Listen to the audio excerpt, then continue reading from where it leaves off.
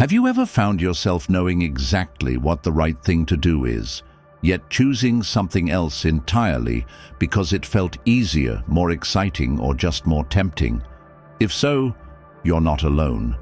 This conflict between knowing and doing has been part of human nature for thousands of years, and nowhere is this clearer than in the daily life of ancient Rome.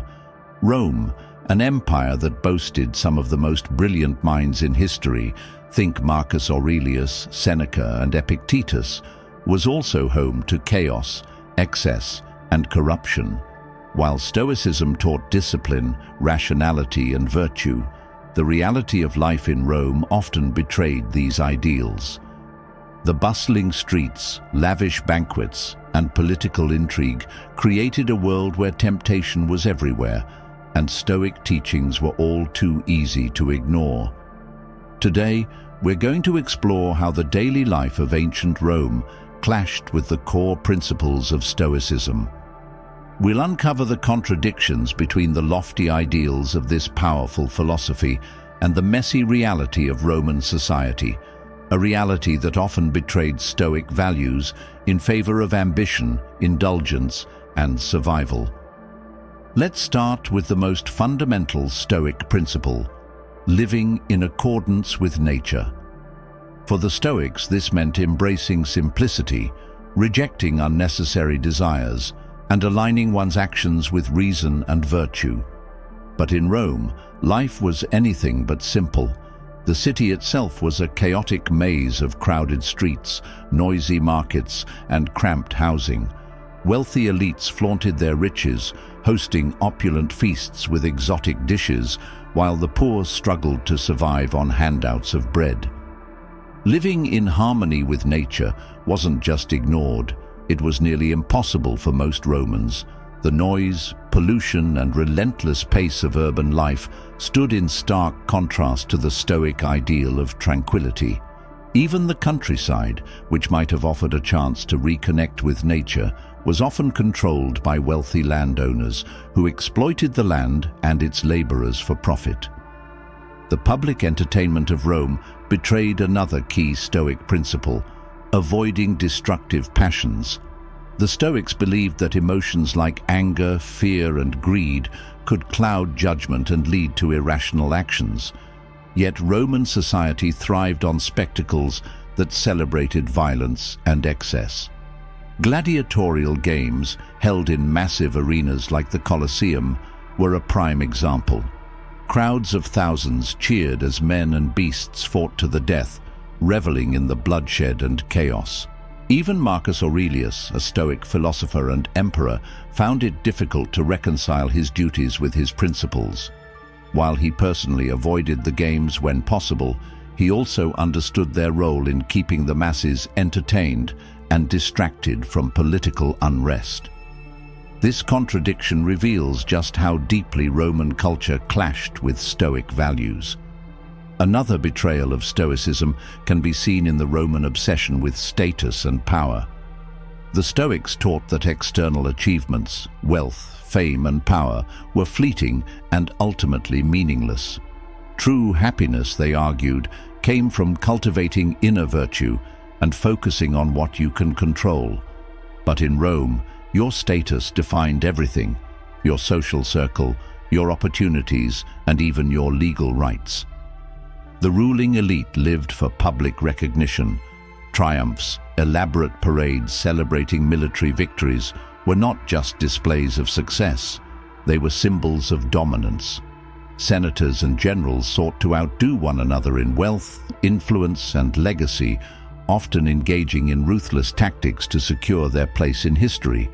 For the average Roman, this culture of ambition and competition made it nearly impossible to focus on the Stoic ideal of contentment through self-mastery. Perhaps the most glaring betrayal of Stoicism was the Roman practice of slavery. Stoicism taught that all humans shared the same rational nature and were equal in dignity.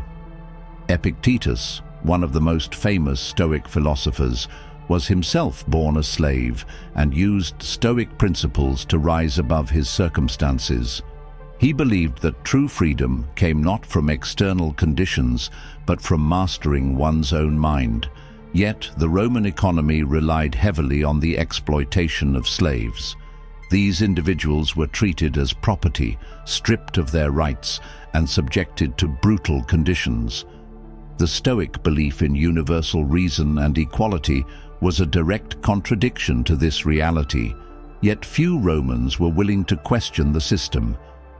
Even prominent Stoics like Seneca owned slaves, highlighting the tension between their ideals and their participation in a deeply flawed society. Family life in Rome also reflected a betrayal of Stoic values. The paterfamilias, or male head of the household, wielded absolute authority over his family, including his wife, children, and slaves. While Stoicism encouraged mutual respect and fairness, Roman households were often hierarchical and authoritarian. This dynamic created an environment where power was prioritized over compassion, further distancing daily life from Stoic ideals. Religion in Rome was another area where Stoic principles were frequently ignored. The Stoics believed in a rational, ordered universe governed by natural laws. For them, living in harmony with this order was the key to a virtuous life. But Roman religion was deeply rooted in superstition and ritual. From consulting oracles to performing elaborate sacrifices, the focus was often on appeasing the gods rather than aligning with the natural order of the universe. The Romans' reliance on rituals and omens revealed their tendency to seek control over external forces, a direct contradiction to the Stoic teaching that we should focus on mastering our internal state instead of trying to manipulate the world around us. This disconnect further highlights how Roman culture often strayed from Stoic philosophy. Finally, let's talk about anger and vengeance. The Stoics saw anger as one of the most destructive emotions, capable of leading to irrational and harmful decisions. Seneca wrote extensively on the dangers of anger, arguing that it was better to respond to challenges with calm rationality. But Roman society glorified displays of power, and anger was often seen as a tool for asserting dominance. Whether in the Senate or the gladiator arena, vengeance and rivalry were common. Feuds between political figures could escalate to deadly levels, and even private disputes were often resolved through violence. For many Romans, anger was not a weakness to overcome but a weapon to wield, a stark betrayal of the Stoic ideal of rational composure. The Romans' reliance on anger, vengeance, and displays of dominance wasn't just a personal flaw, it was woven into the very fabric of their society. Political power depended on public perception, and any sign of weakness could lead to your downfall. In such an environment, Stoicism's call for self-restraint and rationality often fell by the wayside. Leaders, senators, and generals leaned into their emotions and ambitions, prioritizing power over principle. One notable example is the political system itself, rife with corruption, betrayal, and manipulation. Roman politics was a cutthroat game where senators bribed, schemed, and assassinated their way to the top. While Stoicism emphasized fairness and justice, the reality of Roman governance was far from virtuous. Even leaders who admired Stoic philosophy, like Marcus Aurelius, found it nearly impossible to eliminate the rampant corruption around them. This tension reveals how deeply Roman culture conflicted with Stoic ideals. The betrayal of Stoic principles wasn't limited to the ruling elite. For the average Roman citizen, the harsh realities of daily life often made Stoic teachings feel out of reach.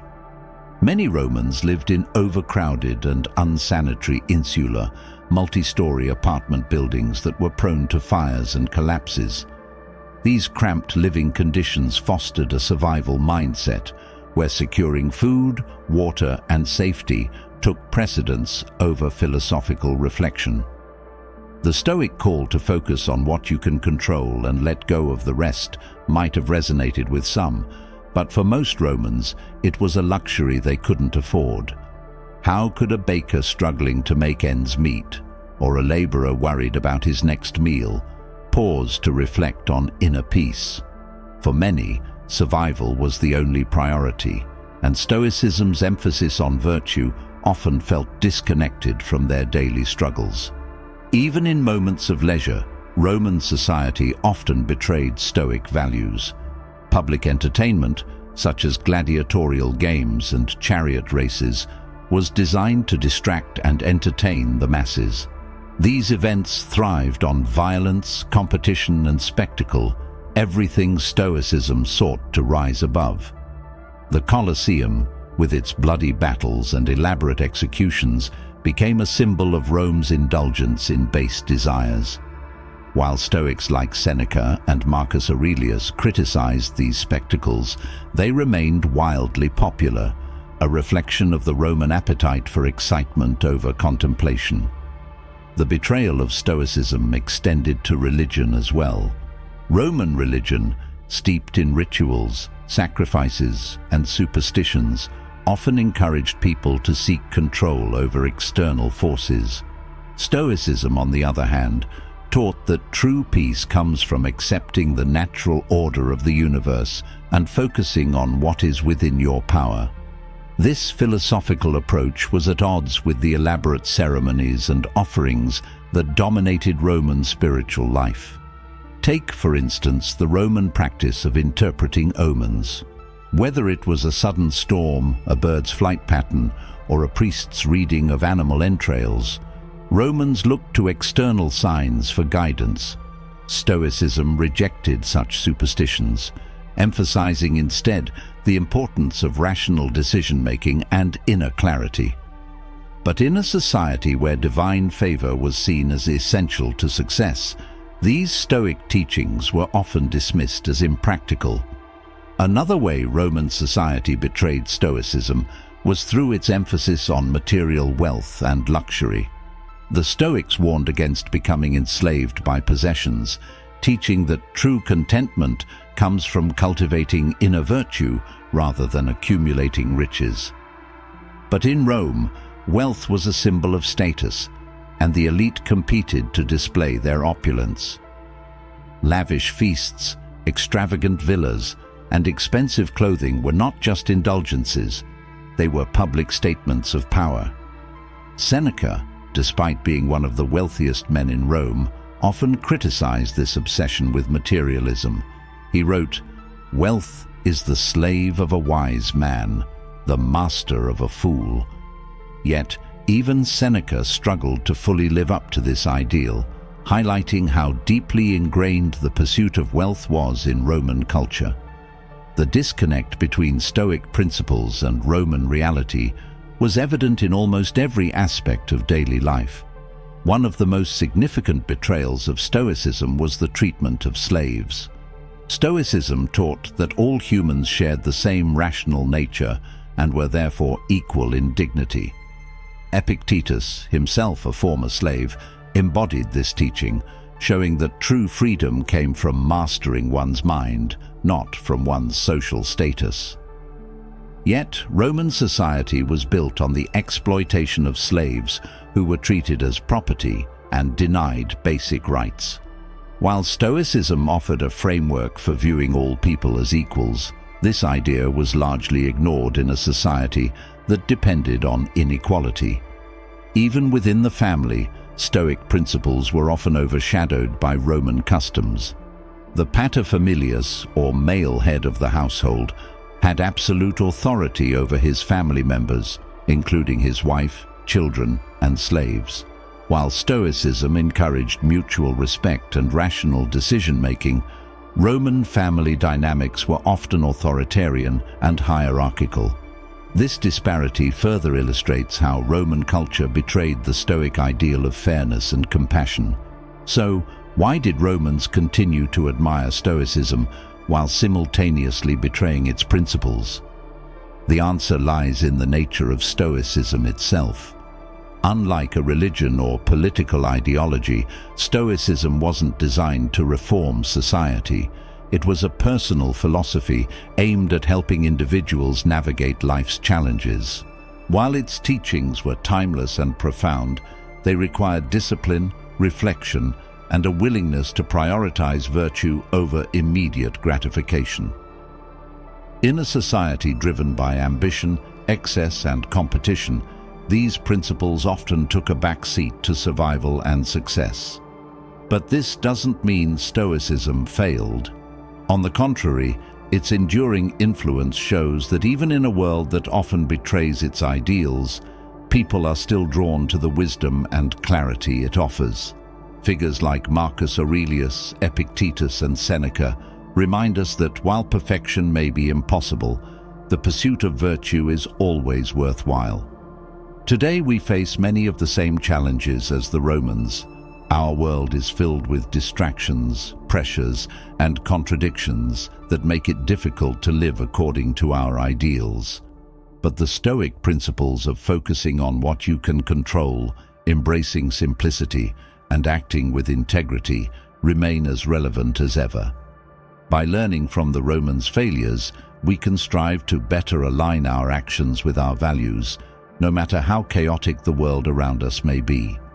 Despite the many ways in which ancient Rome betrayed Stoic principles, the philosophy itself endured. Why? Because it addressed something timeless, the universal human struggle to find meaning and virtue in a chaotic and often unjust world. While Rome's culture was dominated by ambition, indulgence, and excess, Stoicism offered a quiet rebellion, a way to rise above the noise and focus on what truly mattered. For those who embraced it, Stoicism wasn't about achieving perfection, it was about striving.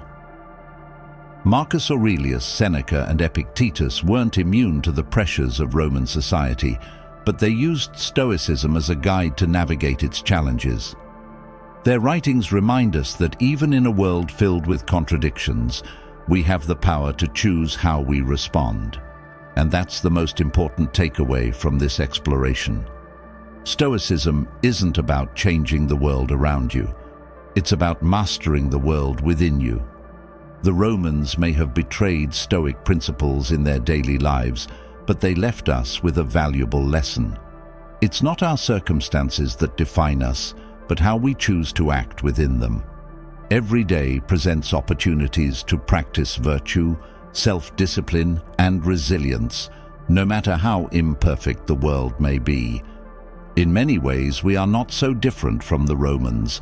Our modern world is filled with distractions and pressures that make it easy to stray from our values. Social media bombards us with comparisons and the pursuit of fame. Consumer culture tempts us with materialism and excess. And just like in Rome, the drive for status and power can overshadow the pursuit of integrity. But here's the good news. The Stoic principles that the Romans struggled to live by are still available to us today. They teach us to focus on what we can control, to let go of unnecessary desires, and to act with courage and wisdom. They remind us that true strength comes from within, and that a life guided by virtue is a life worth living. So what can we do with these lessons? Start small. Reflect on your daily choices and ask yourself, am I focusing on what I can control? Am I acting in alignment with my values? Am I seeking fulfillment from within rather than from external validation? These simple questions can help you apply Stoic principles to your own life, one step at a time. If this journey into the clash between Stoicism and Roman life has resonated with you, consider sharing it with someone who might benefit from these insights. And don't forget to subscribe for more explorations of ancient wisdom, history, and how timeless philosophies can help us navigate the challenges of modern life. Together, we can learn from the past, embrace the present, and strive for a future guided by clarity, virtue, and resilience. Let's take what the Romans left behind, their triumphs, their failures, and their philosophies, and use it to build a better way forward. The lessons are there for the taking. The choice to live by them is ours to make.